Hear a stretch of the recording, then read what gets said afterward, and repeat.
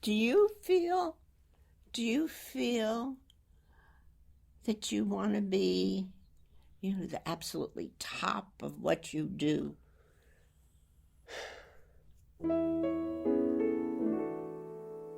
High anxiety whenever you're near. High anxiety, it's you that I fear. Welcome to the first ever Grandma-Grandson podcast. This is my grandma, And this is my grandson. where we grapple with The biggest problems of life, the universe, and everything.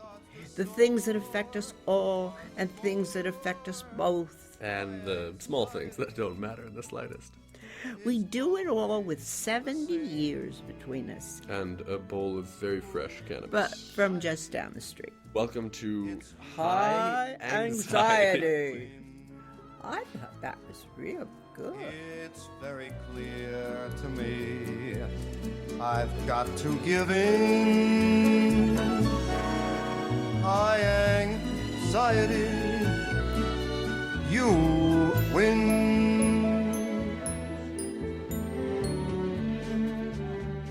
Do you feel that you want to be, the absolutely top of what you do? It's You have to absolutely shine. it's not for that. It's for the opportunities that being that thing might allow. And that's not true with everything, but it's like, if I had just stuck to yard work and I had just done that, being the best yard worker doesn't really give you more access to yards. Maybe a No. bigger yard, maybe No. some special job, but for the most part, you're doing the same thing. But say you try and become a lawyer and you're not very good, you're not going to get to do very cool things. But if you do get to be the best, then the most exciting work. Or very good. Yeah, right. So there. But your history is of being very good to excellent, superlative in almost anything you've undertaken, Well, it's just like including yard work. I don't know how good we were given these jobs where we were given one job where we had to chainsaw trees down at a church, and we'd never used chainsaws, and we really messed this church up. You mean crash down on the nave? No, they were left. They were spared, perhaps, by a divine hand. But it turned out all right. But we did these things that certainly could have been done better, and I still felt great about that because we somehow had gotten to do these things that were out of our purview, really. But then I think about say you wanted to be a comedian, and you could go to an open mic and talk to a few people, but it's only if you're recognized that you could be in a theater full of 1,000 people, really connecting or really seeing, I don't know. It's only if you were in a theater of 1,000 people could you have that sense of whatever it is that feels like.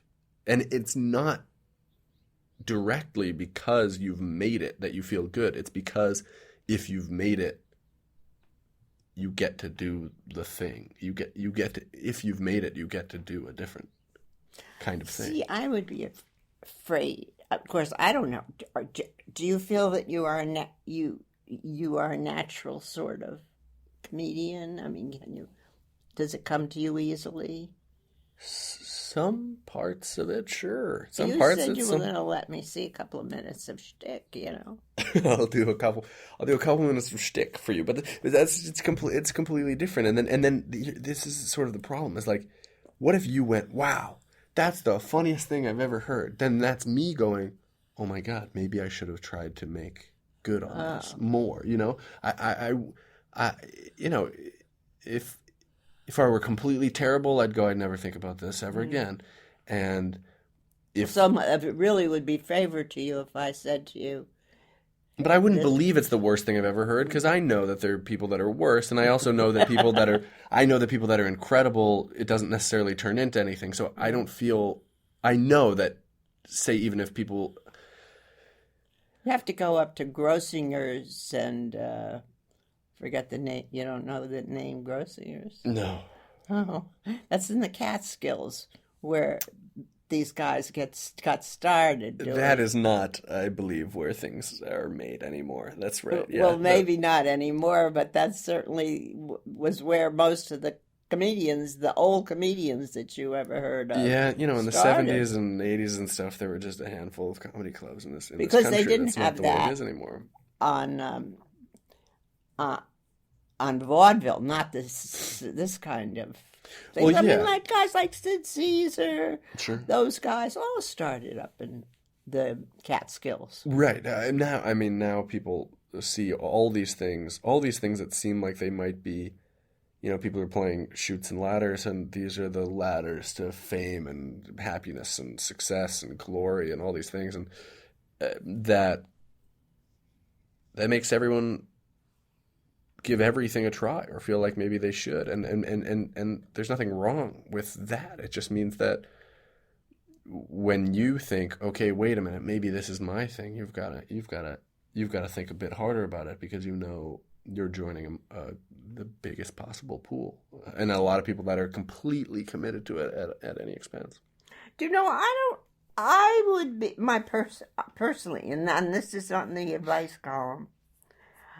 I would be afraid of a career that was as competitive and as full as that career, and that depends on audience approval for success. Well, the thing is, it's not nearly as much audience approval as it is satisfying the particular gatekeepers that open up the doors to those audiences. Yeah, And but so, they still, if the audiences don't like them. but people will like a lot more than is put in front of them. Yeah. You can have a phenomenal singer that's like the best singer you've ever heard. There are, 500 more kids like that can sing that well that are not there.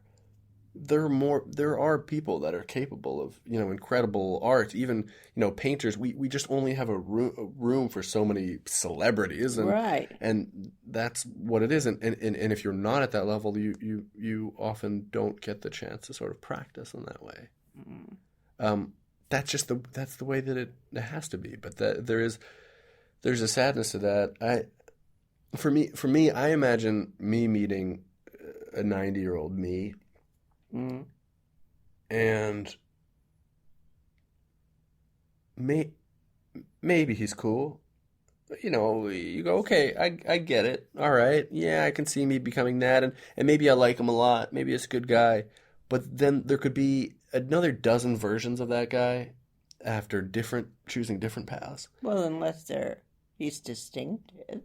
His style is distinctive, his appearance is distinctive, or his rapport with we're talking about now performers, audience. No, that's not what I mean.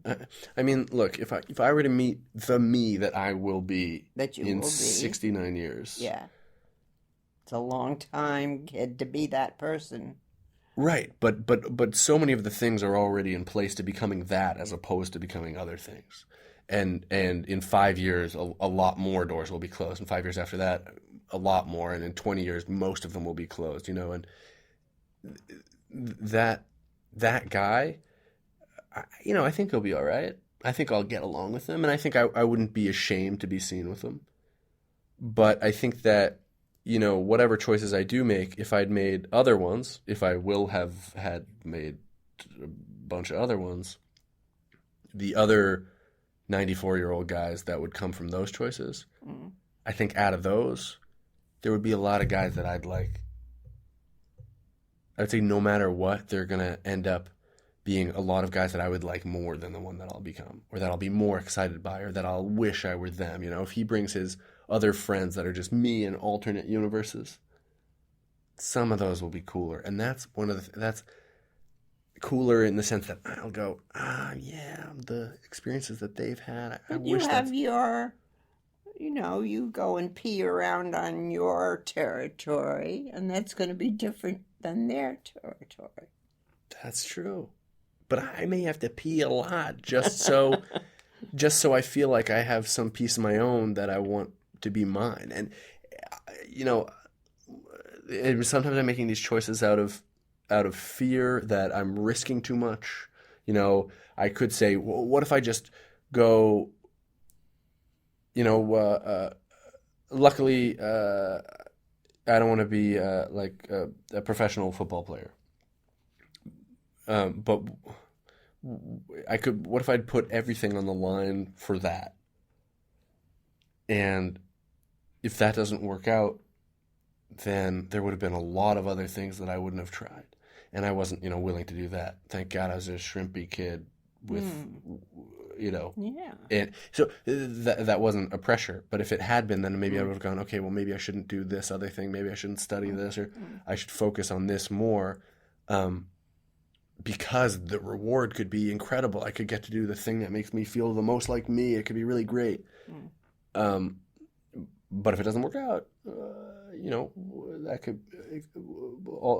I'm not sure I'm willing to pay the consequences. I'm not sure I'm willing to deal with what I would be if I didn't have that happen.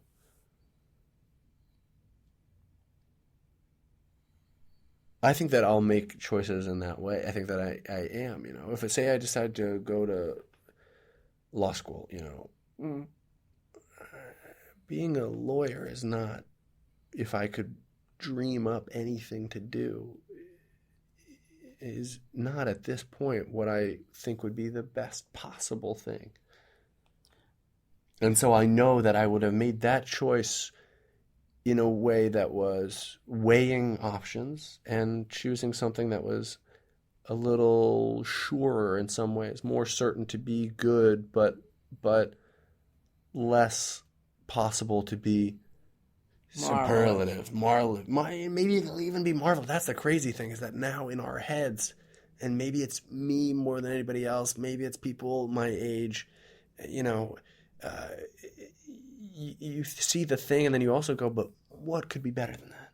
And you see the thing and you go, well, what could be the best possible world?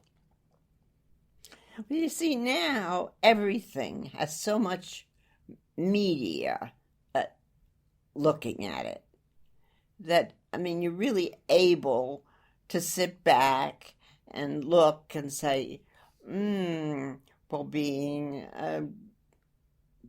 a lawn scraper looks really, interesting. Mm-hmm. But because you see it right in front of you, Sure. and okay, but in this episode, that lawyer looks like a dunce. I could have tried the case better than that, Sure, there definitely is that sense that like these things that we thought were just totally average are glorified in a way, but I think even more so, it's all these options for magnificent things that we never even thought of. People start companies for things that you could never imagine, and it becomes incredibly successful and looks really fun and really engaging and really creative. And you go, wow, all these things that are happening that have come out of nothing, all these things can be created from scratch. Am I just going to plug into some other system and just do that because I don't have the ability to make my own, dreams come true or whatever? But why do you say that? Why do you, I'm sorry to have squealed. Why don't you see how you cut yourself down each time you build up a picture? You make a blot of ink on it. So, It's that I anticipate even doing all the things that I imagine. I anticipate all the things going right. And then I also see that person going, well, that was cool, but what would this other thing have been like? And maybe it's just curiosity.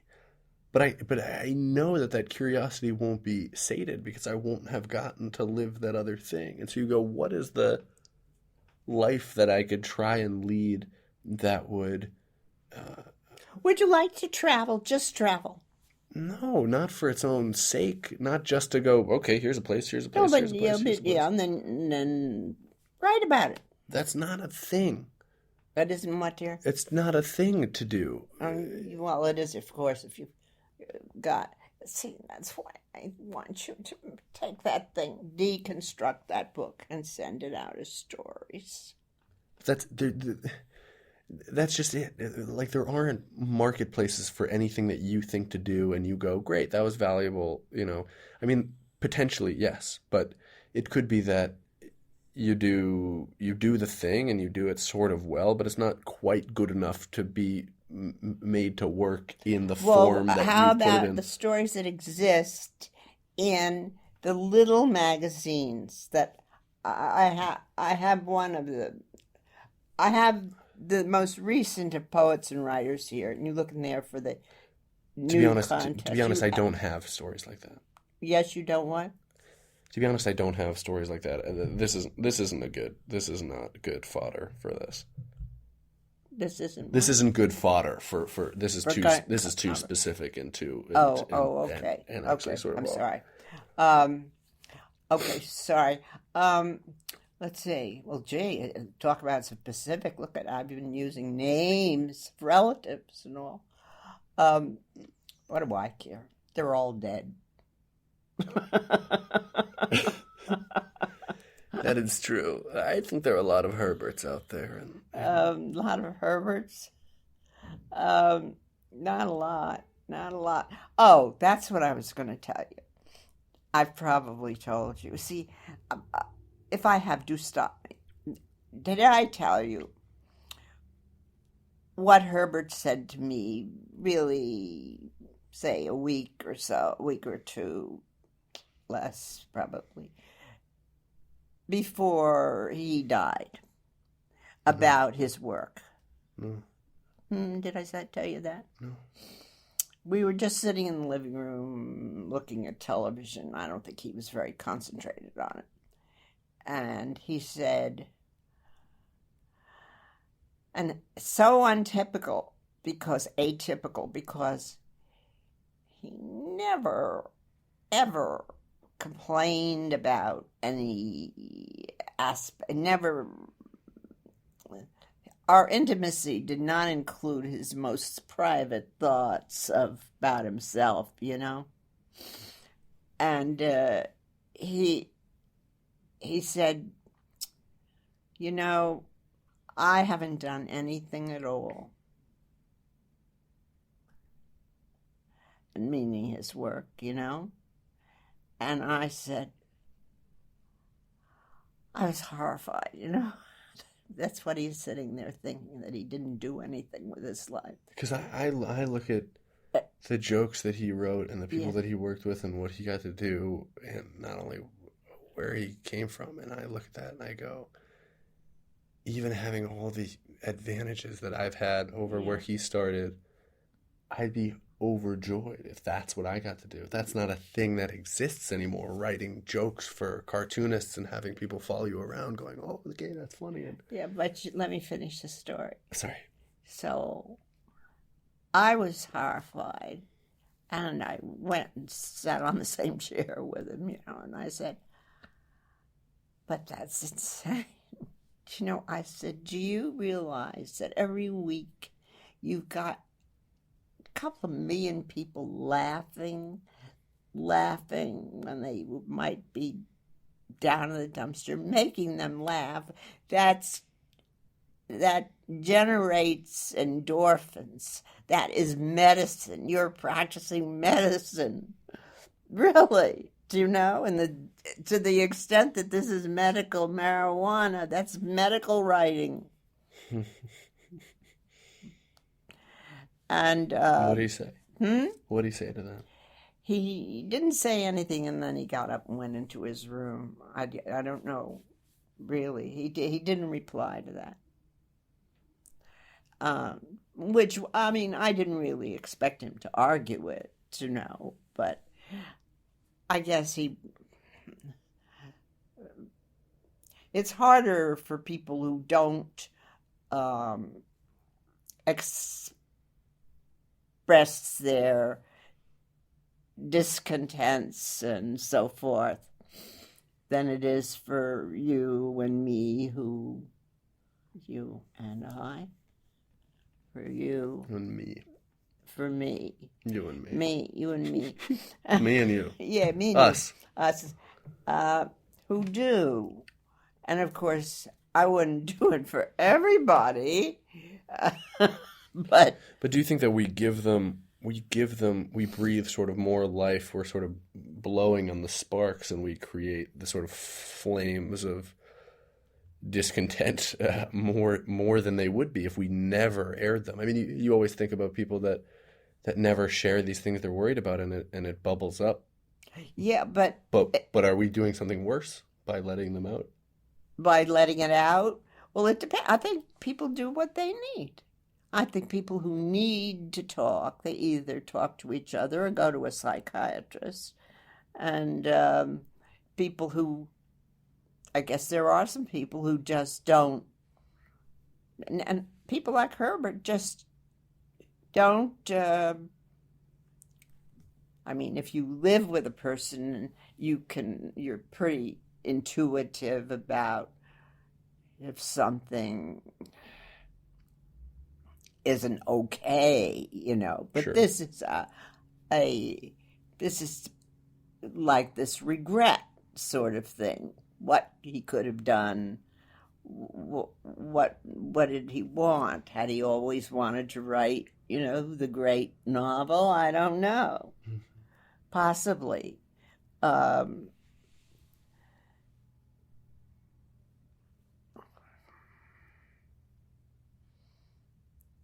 I happen to think that what he did really was. He could, I suppose, say, well, other people could have done it. I mean, other people could have done it, but very few people actually could. Now they're running these contests in the back, and people. But that's not really what Herbert did. He didn't put lines under already conceived. He came up with the idea, and then yeah, they right. drew it after, right? But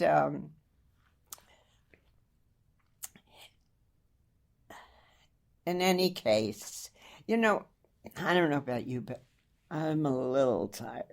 Totally, that's totally okay. I think the main thing is that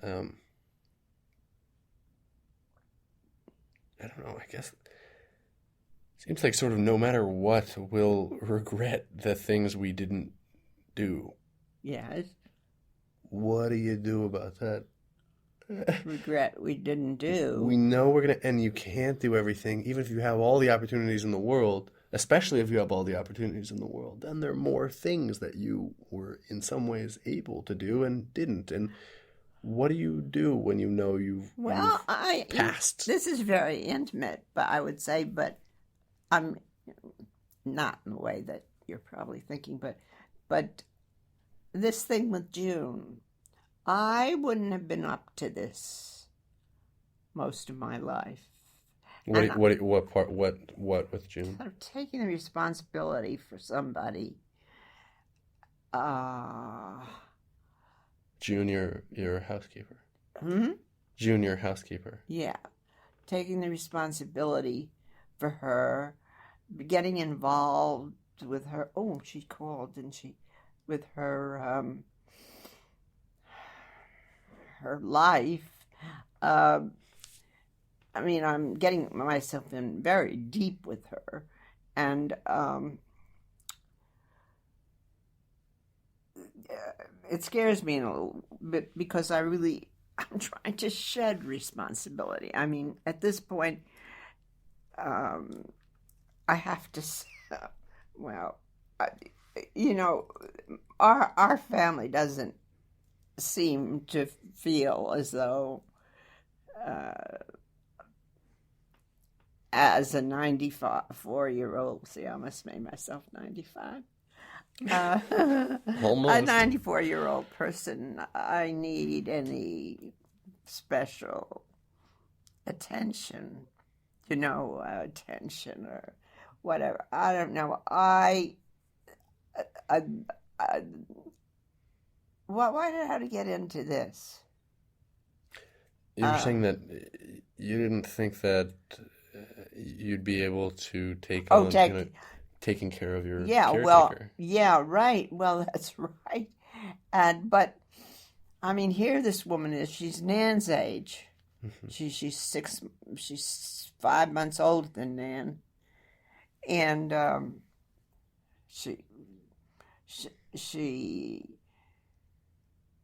feels like an old woman. And she's got no place to sleep and nothing to eat and no money, and her children are abusive. And suddenly I'm, the source of her support. And I'm giving her work, giving her money, giving her food. And I've been really... I really don't know that I'm up to that. I need somebody. I'm trying to push off all responsibility. Been working on putting responsibility on somebody else for money, to manage our money. And stuff...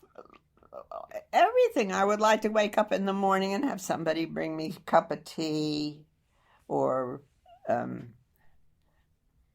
forget what that was that you got me. That's so good. Chai. I got some. I got some, and it isn't as good as the stuff you got. All right. Well, we can find more of that. All right. That does not need to be a regret on the list. Right. That's manageable. So I'm trying to be taken care of. Do you know what I mean? I want somebody to take care of me. When did you really feel that? And when did you also feel like did I really feel what? When did you really start saying like that's what I feel, I want to be taken care of, and also I have no qualms. Because you're right. It's obvious. But it's obvious that that's the way that, I don't want to say like that. What? Okay, that's how you should feel. I mean, I don't know. We want to feel that once you get to a particular age, you've earned everything. Well, I mean, everybody is telling me that. They say, as I tell them about it happened to be a lot of attention to money because I was moving a lot of money to the care of somebody else, and I'm not sure how that's going to work out. And, these are worries, and they said, there are a lot of people who say, forget about it, just spend it on yourself and let your children take care of themselves. Now that is the general, and you know that my psychiatrist says that. I didn't know that. No, and I can't go with that. I just can't go with that. And I don't happen to have very lavish tastes, and I'm sure I could cope with the lavish things, but they're not necessary. I mean, June has more need for a new jacket than I do. Do you know she, with a little tiny bit of money in her hand, first thing she does is go out and buy herself a polka dot jacket. And the next thing she does is go out and buy herself a phone that is attached to the internet. So, and nothing to eat. So, so who feeds her? I have to feed her. I have to give her dinner. Do you know, I can't let her starve. Well, those responsibilities, right. You're developing more, and yeah, I think I feel I think about these responsibilities also that I have for me now that say in college I didn't things I didn't have to think about, where I was living and Yeah. how I was paying for that and other things. And this is this point where all these other responsibilities are coming into play. And not only that, but I also accept that it's completely valid that they are. There's no... We're not recording now, are we? Well, if we let it ring. See, the only thing is a bit... L.A. Something Occidental. Call from LA Occidental. Wholly Occidental? I don't know. I recognize entirely that all the new and evolving responsibilities I have, that's part of being this age and being a human being. I can't ignore them. I think, you get these things that just like shouldn't be happening in a way. They shouldn't be happening. And it definitely wasn't something that you could have predicted. It wasn't something that you could have predicted having having these particular... More responsibility now than I had before. I could have seen that. I could have seen these things coming, but we both like kind of find ourselves in this place where you're like, oh man, like, whoa, I gotta think about this thing. And thinking about that, then you go, well, what is it about being this age that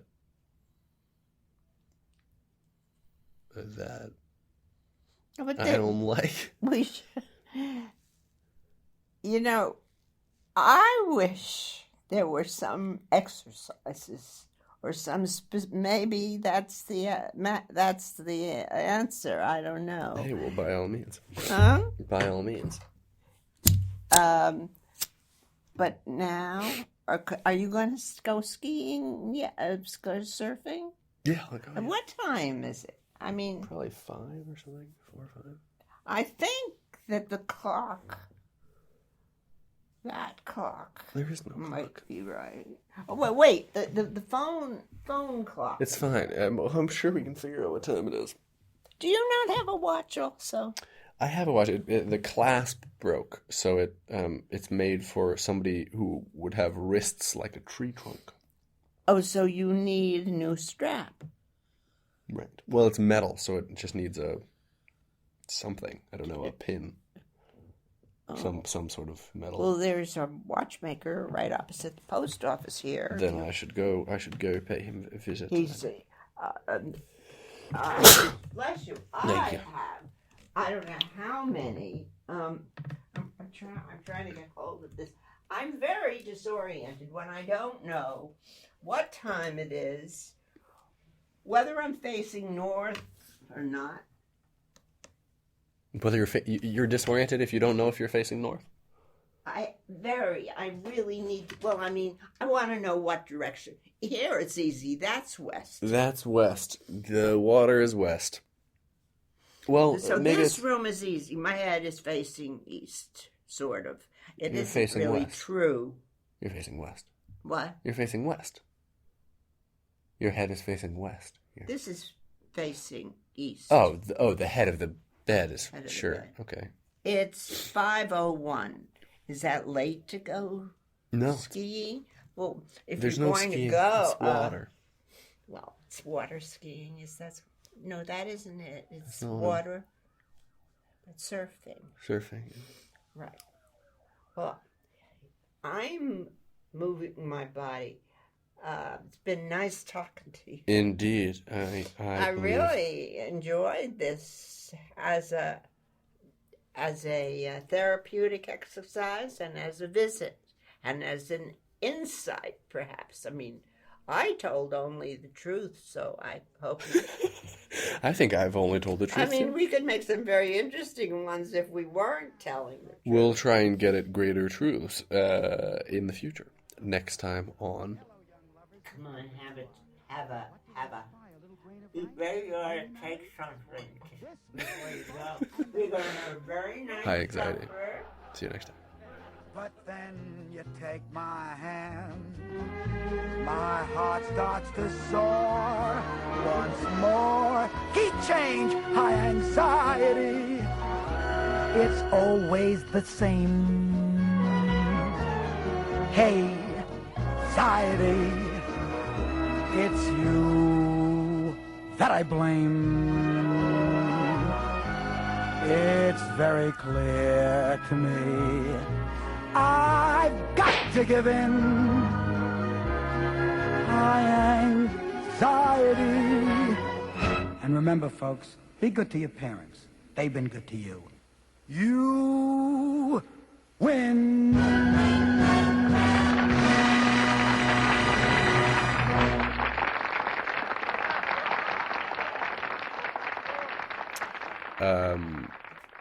Yeah, there's so many cookies, you know? There's only so many cookies I can eat in a day. So good. Oh, gotta love those. Yeah. What are those filled with? Just chocolate or fat? Is that? It looks like it's filled with like a And when you haven't had foie gras. something sweet, when you haven't had something sweet, Yeah. try those things that look like green peas. Better than any potato chip.